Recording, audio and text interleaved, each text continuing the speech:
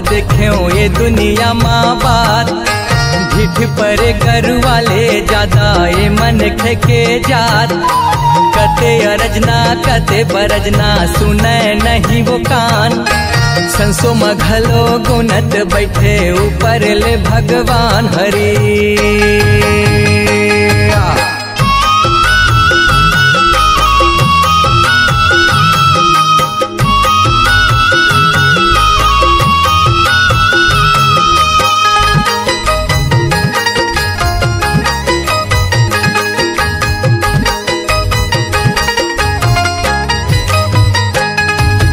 गाड़ी चला थे बड़े कूदा थे रद्दम नहीं है ध्यान।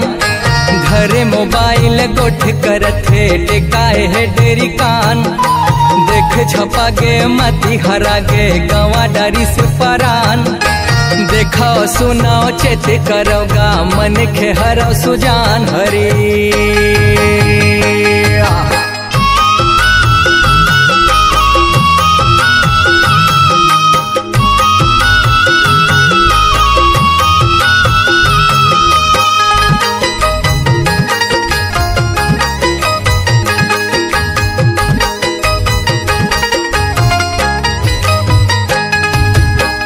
विपत हागे देख ले ये दुनिया माँ भारी। कोनो बुधिया गुने नहीं करे कोनो चारी। शुद्ध हवा पानी नहीं मिले छैहा हो गेला चारी। आनी बानी दवा पानी बढ़ गे बड़ बीमारी। आही हमारे लोग लैका दीही अड़बड़ गारी।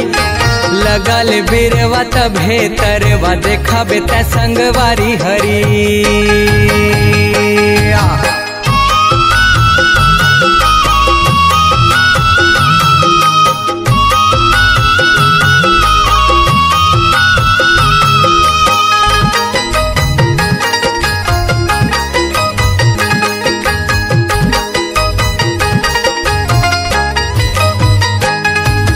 हाल बिगड़ गे